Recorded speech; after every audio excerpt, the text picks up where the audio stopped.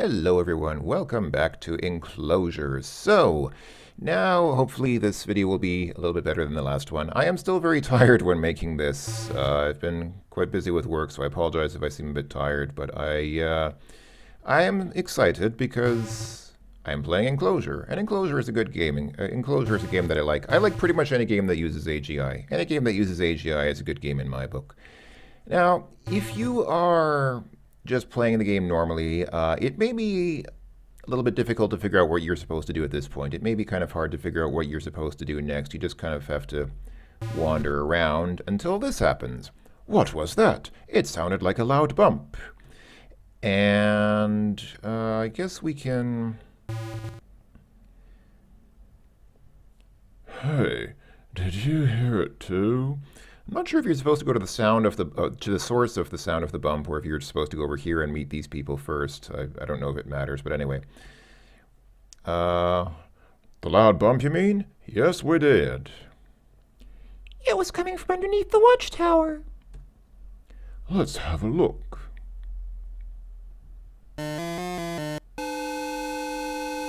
That is once again the sound that plays in the PC version of the original First King's Quest game when some sort of enemy appears. Somebody observed that same sort of jingle also plays during the opening cinematic to this game.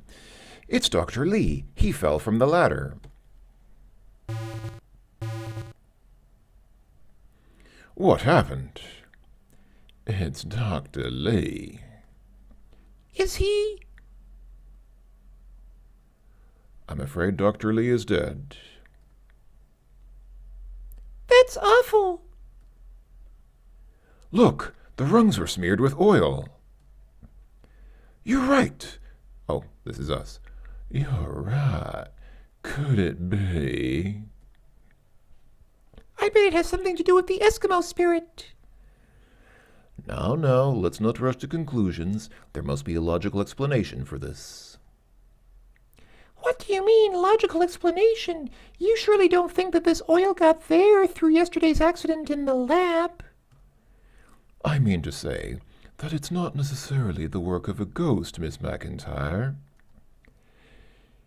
It looks more like an accident. Wait. Oh, is this still him speaking? It looks more like an accident to me. Sometimes I'm not sure who is speaking. It is, on some level, it is annoying when the game says this character says that or that character says this. And I haven't been reading that because that's kind of irrelevant to the... Well, I guess it's relevant, but I haven't felt the need to actually read that part explicitly. But in messages like this, well, I'm pretty sure that it's this guy is still speaking, but it can be sometimes ambiguous. Dr. Benson's right, Lisa. Manifestations don't kill. Manifestations surely don't spray oil. Lisa McIntyre says, and she furiously leaves the room. She's kind of upset for somebody who's just found a corpse. I mean, I can understand being upset, but not upset in the angry sense, but more upset in the sense of disturbed or distraught. Anyway. Later on, the remaining party members learn about Dr. Lee's gruesome death. His body is transported to the test lab, where it will be preserved until the chopper is fully repaired for the journey home.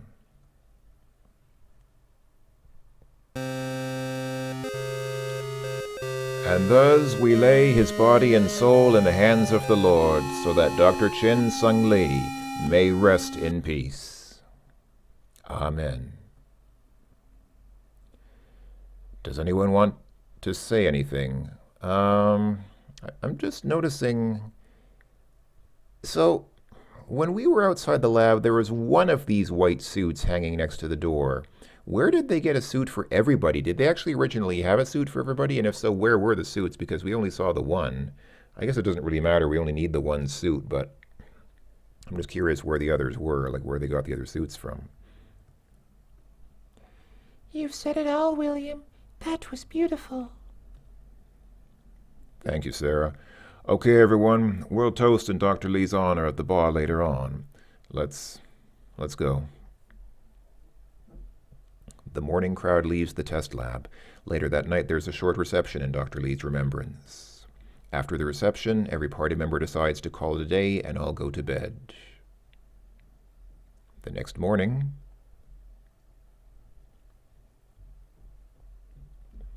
Ah, darling, here you are. What? Oh, it's you. Are you all right? I'm fine. I'm just a bit upset over the death of Dr. Lee. Yes, me too. I'm going now. Will I see you later? Yes, sure. I guess there's not much to do here. This is just kind of. I don't think we have to do anything here. This is kind of Mike paying homage to Dr. Lee, or sort of acknowledging that this is where they met many times, but I don't think that they actually. Don't think there's anything really to do here, so we can just climb down the ladder. And as far as I know, yeah, there's no. They cleaned the oil off the ladder, so we don't have to worry about meeting the same fate as Dr. Lee. All right, and once again, we just have to kind of walk around and see what we can find. So, if I remember right, I'm trying to remember where we need to go. I think we need to go to the same hallway where the lab is, actually. And, oh, here's, let's press F6. Charles Benson. Let's talk to Charles Benson. Once again, he says, "Good day." "Good day, Dr. Benson. How are you?" "What?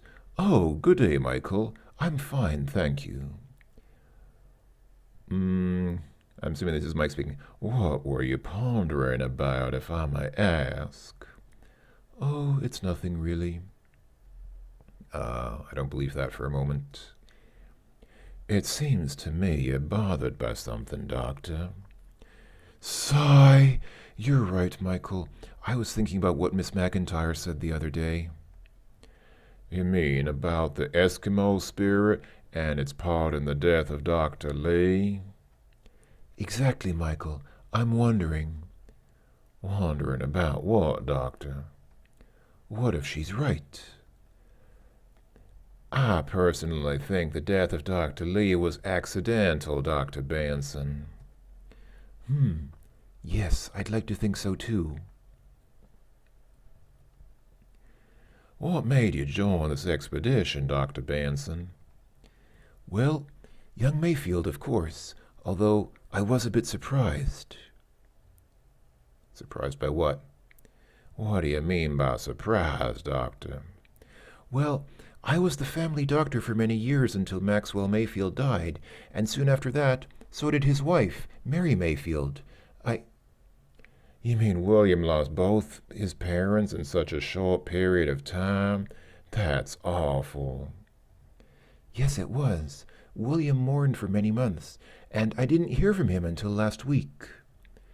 "What happened last week, Doctor?" "William called me. He told me he was planning an expedition, this expedition. He needed a doctor to heal the wounded, if any. I said yes right away. I've always been quite fond of the young Mayfield, you see." "Yes, I see."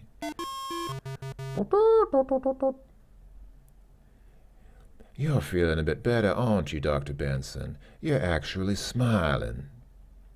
Yes, Michael. I was thinking about William Mayfield. He's such an adventurous young man." "I say, Dr. Benson, I've noticed." "Taking on such an expedition is really his kind of thing. He's bored very, very easily, you know." "That doesn't surprise me at all, Dr. Benson." "I hope you're not too upset about all this, Dr. Benson." "It's not that, Michael, but an unexpected death always sets me thinking." "One more thing, Dr. Benson." "What? Did you say something, Michael?" "Oh, never mind." All right, I think that's the end of that conversation loop. So he's drinking water. Should we try drinking some of the water too? We already did that before and got a point for it, or maybe it was a couple of points, some quantity of points greater than 0 anyway. So like I said, I think what we need to do is go to the hallway where the lab is, which I think is, yeah, this hallway here. But before we go into the lab, which I believe, if I remember correctly, is the lower door, I think we should go in here because Sarah is here. You're in a doctor's practice. Sarah is reading a book. Can we take a look at Sarah?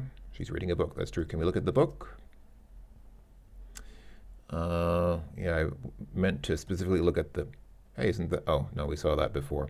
I meant to specifically look at the book that Sarah was reading, but that's all right. Can we talk to Sarah? Hi, darling. What are you reading? Oh, Mikey, it's you. You startled me. How come, sweetheart? What you reading? Some kind of journal I found stuffed away behind some books. Tell me, Sarah, what's this journal about? Well, I'm not sure. There are a couple of pages torn out, and if you tear 2 pages out of something, you can't tell what the rest is about. Just tell me what's on the remaining pages, then. It seems someone from the former expedition was keeping this journal. It's written by Ariel No, a female scientist. First, there are mainly notes about the oil drillings, but later on in the journal, she starts writing about the sightings she experienced back then. Ariel No, is that supposed to be another play on words, like what's on the stove? What's on the stove? Whatever. I feel like, I'm pretty sure, I have a distinct feeling that No is not a common last name. I don't think I've ever in my entire life met or even read about somebody with that last name. So somehow, Ariel No. Ariel No. I don't. Well, somebody please fill in the blank if I'm just missing something. I can't see what that's supposed to be a pun or a play on words on, but anyway. Read me the part about the sightings, will you, darling? Okay, Mikey, listen. Tuesday, once again. I think this goes on for a while, so I'm going to not keep reading it in the same squeaky voice because I think that's going to get annoying, so I'll just read it normally. Tuesday, once again, Dr. Livingstone and I saw the spirit that to me very much looks like an Eskimo. We reported it to Mr. Mayfield, but he refused to believe it and told us he wasn't paying us to go around spreading fairy tales. Can't blame him, really. Friday, after 2 days of non-sightings, the spirit suddenly reappeared. Some guards saw him walking through the hallways. They also told me that the spirit left a trail of oil. I must say I wasn't paying much attention to it when I saw the ghost for the first time, but now I recall that there was some oil then as well. Sunday, something horrific has happened. Poor Dr. Livingstone was crushed today by a large boulder of ice. I saw traces of oil at the accident scene. Again, I told Mr. Mayfield, but he was too busy to even notice me. We're seeing a pattern here, aren't we? Wednesday, for the last 3 days, several strange accidents have happened here. I'm getting very paranoid over all of this, and I must admit I'm afraid to even leave my quarters. All the deaths involve oil. It can no longer be coincidental.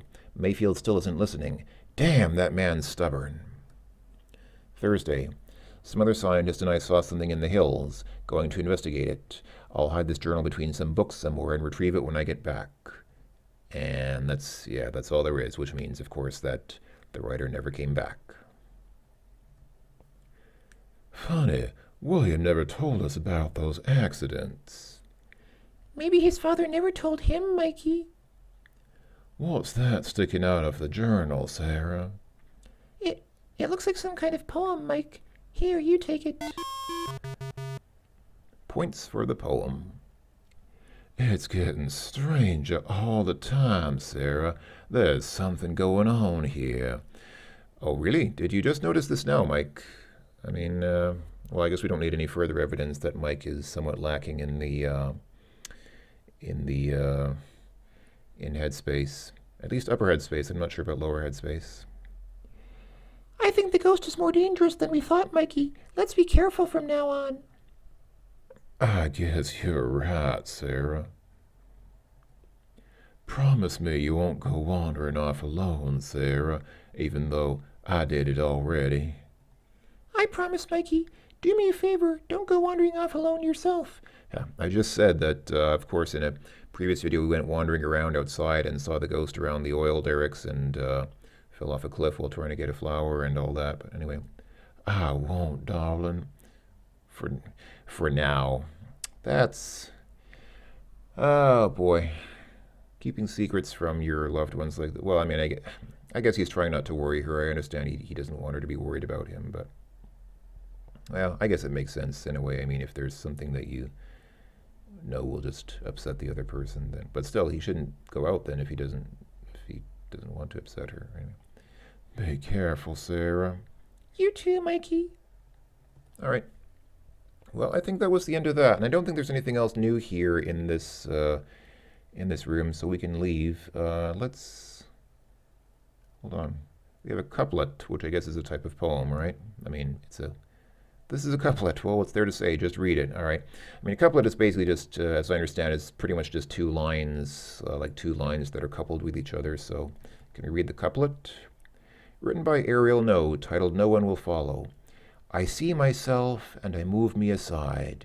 This is how I obtain the key for the ride. I don't actually know or remember what this is supposed to mean, but it's pretty transparent that this is some kind of, this is one of those adventure game clues that you're supposed to somehow interpret. I'm pretty sure that we will need to do something relating to this later in the game. What is that supposed to mean? Indeed. Well, I'm sure we'll find out later. All right, so now that we've done that, what we really wanted to do, of course, is go to the lab, because that's where they should still have Dr. Lee's body. Oh, of course, we need the protective suit. Get the suit, and let's walk inside. And yeah, there is Dr. Lee still resting on the morgue bed. Well, I guess it's not a morgue; it's a lab, but the lab bed or lab table. I mean, it's not really a bed; it's a table, although it's serving as his deathbed now. You're in the test lab. It's pretty cold here, so it's a good thing you're fully suited up. On top of the stone table lies the dead body of Dr. Lee. All right, can we look at him? The poor man, he didn't deserve to die. Well, yeah. Can we examine the body? Can we search the body? You carefully search the body of Dr. Lee and find nothing. Okay. Can we take the body?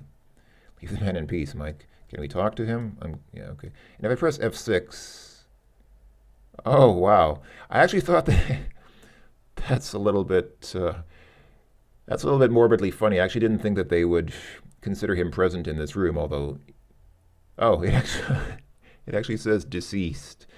That's useful, so you know, so you can keep track of who's alive in the room and who's dead.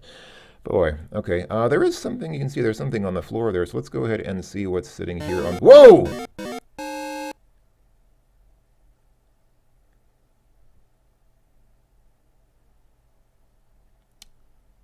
Wow.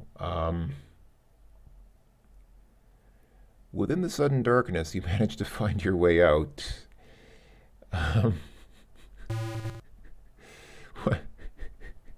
What just happened? And all the lights suddenly went out, and Dr. Lee's body didn't move. Boy. Yeah, this game... I did say in the previous video this game still has a couple of surprises left in store for us. That's kind of, that's probably the biggest sort of surprise that the game has tossed at us yet. I mean, it's still not really the kind of thing that, you know, I mean, it's not like really terrifying. It's not, I wouldn't really call that a jump scare because it's not really so big and in your face as to really terrify you, but it's just kind of like a, wow, well, I wasn't expecting that. It's kind of funny, actually. In thinking about it, it was literally just today I was talking with one of my coworkers about an autopsy I once heard about where some medical students were actually examining a cadaver, because, you know, sometimes when somebody dies and they donate their body to science, medical students will dissect the body to kind of, you know, like an anatomy class. And apparently there was some class like that where somebody whom I knew once was, and one of the students examining the body attached some electrical wires to the arm of the corpse that the students were examining, and they turned on the electricity, and the corpse's arm suddenly shot up in the air because, you know, muscles respond to electrical impulses, and so when you put electricity through the muscles, it makes the muscles move. So the students got a bit Bit of a shock when this corpse that they were examining suddenly lifted up its arm. It's just a prank on the part of one of the students, I think. But anyway, can we go back inside here? Everything seems normal. Doesn't seem to say anything different. Can I get the... Okay, this time the body doesn't seem to move.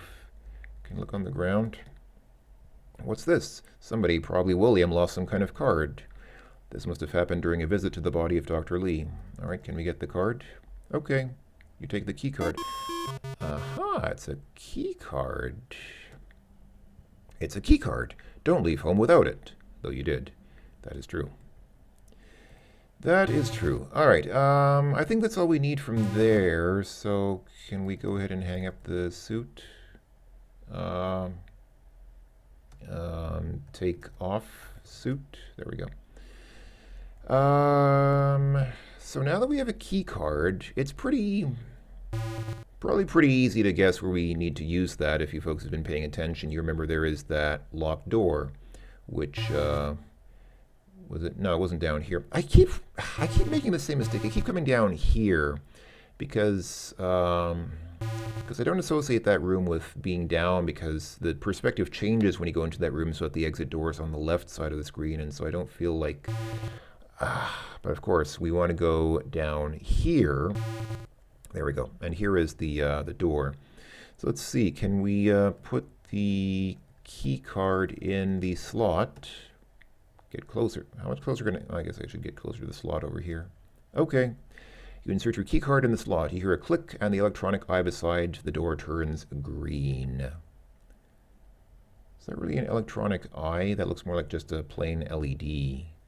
Is that supposed to be the eye, or is that supposed to be the eye? Because this thing here, I'm pretty sure is just a, well, who knows? I mean, it's 1 pixel, so I guess it could be anything. But anyway, can we open the door now? All right, let's see what was behind the locked door. What is this? Oh, it's the garage. Okay, there are a lot of tools here: 2 snow scooters and a big generator. Can we get some tools? The tools don't belong to you. Leave them. Can we look at the tools? A lot of tools are lying or hanging around here. Can we look at that? Is that a board or something? Okay, it's just one of those tool boards where people hang up tools on the wall. Is there a sign back there? Attention! Messing with the generator will not get you any further in this quest. Don't bother. Alright. Nice of them to let us know. Let's take a look at the generator anyway, just for fun. This big generator provides the electricity for the station Mary. Alright, can we turn on the generator? Better not, Mike. You might break something important and leave Mary without electricity. Can we turn off generator? Is it off or is it on? That can be very dangerous. I don't even know if it's turned off or turned on, because the game refused to do either one. I assume that doing one of them would say you can't do that because it's already on if you tried to turn it on, or it's already off if you tried to turn it off. But the game basically refused to do either of those. Maybe it's in some intermediate state where it's neither on nor off. I don't know. What's all this stuff down here? There's a large bench in front of the garage. There are a lot of tools on top of it.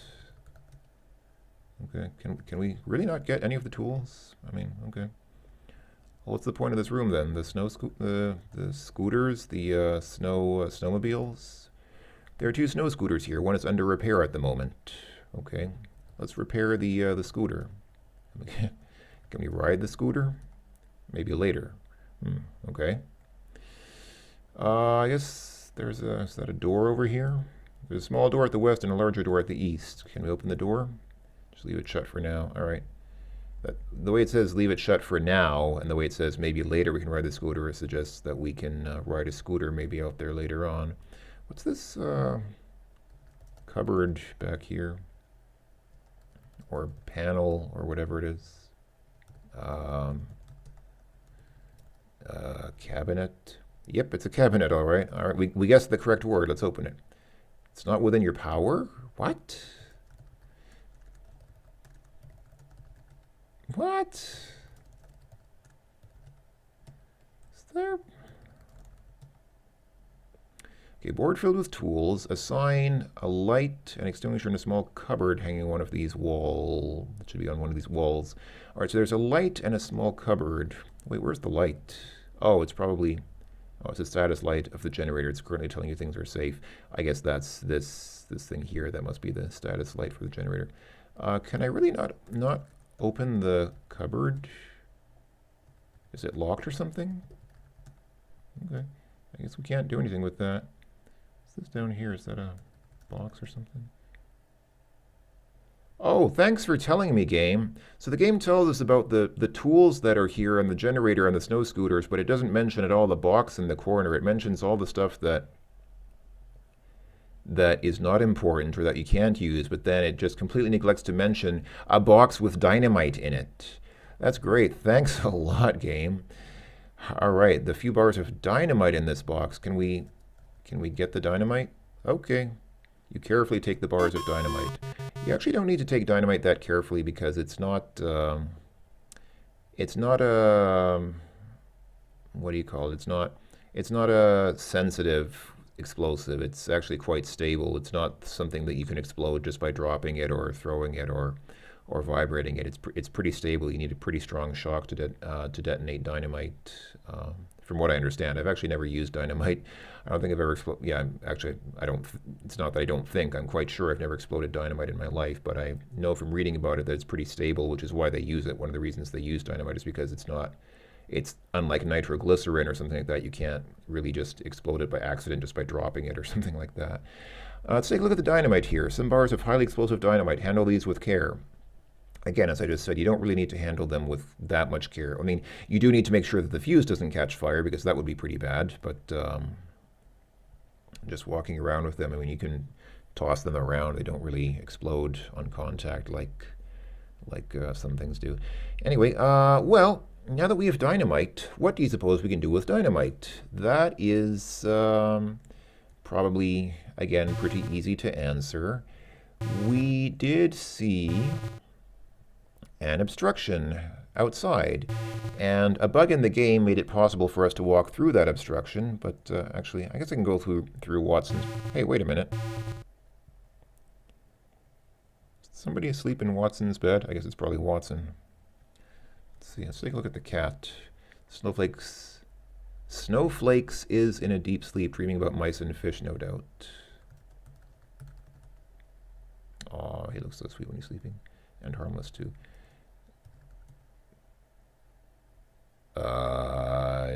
No, Snowflake is sleeping on the floor. A person, or I think, is sleeping in the... Is that Watson? Yes, Watson is fast asleep. Snowflake is not on the bed, game. Snowflake is on the floor. Watson is on the bed. Watson's sleeping. Mike, don't bother. If I press F6, will it show? Yeah, it'll show. Oh, it shows Snowflake the cat, too. That's nice. Doesn't show that Watson is asleep, though. It shows when people are dead, but not when they're sleeping. I guess there's a certain logic to that. I can see why that might be so. All right, so let's go outside and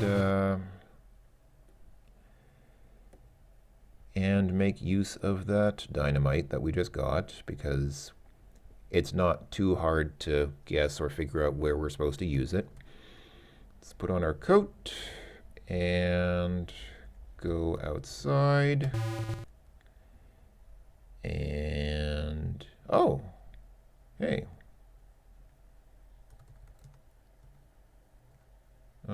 So here we have Frank Bates, who appears to be dressed against the cold, sensibly, and Lisa McIntyre is also obviously dressed against the cold. Can we talk to Frank? Get closer to him first. Well, he's obviously repairing the helicopter. Good for him. Hey, Bates, what are you doing? Sorry, Goodman, what was that? I said, what are you doing? I'm doing something technical, Goodman. Sounds promising. Are you sure you can fix the chopper, Bates? Don't worry, Goodman, I know what I'm doing. Hey, Bates, listen up. Now, Goodman, this chopper must be repaired ASAP. That's why I've been inside the past couple of days not fixing it. Okay, I guess you're right. It looks like he's hitting it. It looks like he's just whacking it with that hammer, which I guess is pretty much all that Cliffy in Space Quest V ever did with the ship, and he somehow managed to keep it in order, so I guess there must be something to hitting stuff with hammers after all. You decide not to disturb Frank Bates any further. All right. Can we talk to Lisa? Hello, Miss McIntyre. How are you after yesterday's events? Are you still enjoying that photo? I guess Mike wouldn't want to talk about the photograph of Frank now since Frank's right in front of Lisa. I doubt that Frank knows that Lisa has that photograph of him, and it would probably be a little bit embarrassing and awkward if she were to find out, so I think Mike is probably too polite to mention that. What? Oh, it's you. Yes, I'm okay. Excuse me, Miss McIntyre. Seeing she's very busy looking at Frank Bates, you leave her be. Why did they put hyphens in the middle of this line? All right, you leave her be. She's very busy looking at Frank Bates. Is she actually, like, does she actually have a crush on him or something like that? I had just assumed that she wanted the photograph either for some kind of ritual or something that she wanted to do or something like that. Is she actually smitten with the guy? For some reason, I just hadn't assumed that that was the case because she just doesn't really seem like. I mean, like I said, she brushed Mike off because she was talking about how she has a boyfriend. Maybe Mike's just not her type, but I don't know. Anyway, so yeah. Here is where we can use the dynamite. And let me go ahead and save my game, since otherwise I might get stuck behind the rock again if I have myself in the wrong place. So, at the big rock with a hole in it. And let's see, can we go ahead and light the dynamite? We could try that, but it'll probably explode along with it. Okay, I guess we should put the dynamite in the hole first. Okay. Indeed, now we have dynamite in the hole, and it looks a little bit like, looks almost like this low resolution makes it look like some kind of small animal sticking its head out of the hole in the rock or something like that. All right, now can we light the dynamite? Okay, yes we can. Oh, and Mike automatically takes several steps back.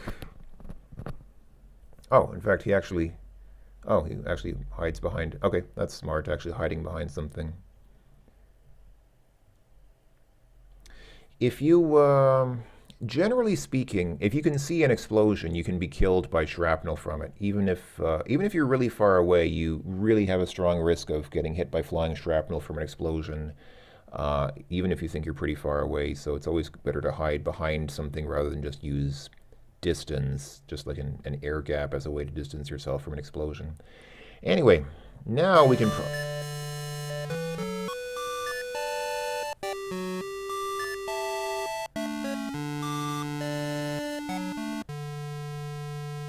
Sorry, I shut up just for a moment because that music really is quite nice, and for anybody who wanted to hear the music again, I didn't want to drown it out with my droning. So now we can properly get the flowers, but of course, as you folks probably remember, that platform that they're on is quite unstable and will start to break as soon as we step onto it. So let's go ahead and save here again. Once again, at the flowers. And I will go ahead and try to, I'll actually pre-type get flowers, since you can have things pre-typed in this parser. And let's quickly grab one, carefully pick one of the delicate flowers and put it even as careful in your pocket. Okay, let's get out of there. There we go. All right, great success. And now that we have the flower, I think now we're done here. There isn't anything else that we have to do. And now I can actually walk past that. Just look at the rock. A lot of rubble lays scattered around by the explosion. Can I get some rubble? It's of no use to you. Leave it. All right. All right. Well, now I guess we can go back to the station and figure out what we'll do with our newly acquired inventory items. But I guess that will be something for the next video because, yeah, I've already been making this video for a little over half an hour, so.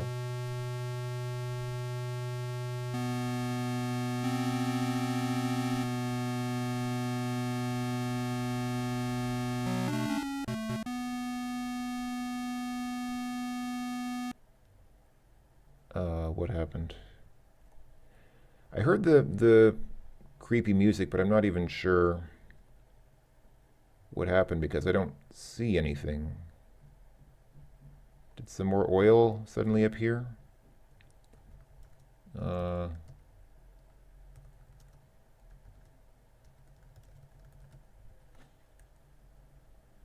to figure out. I don't even see anything.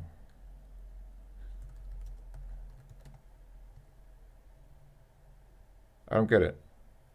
Why did the game suddenly play the music like that? Because that's the music that you hear when...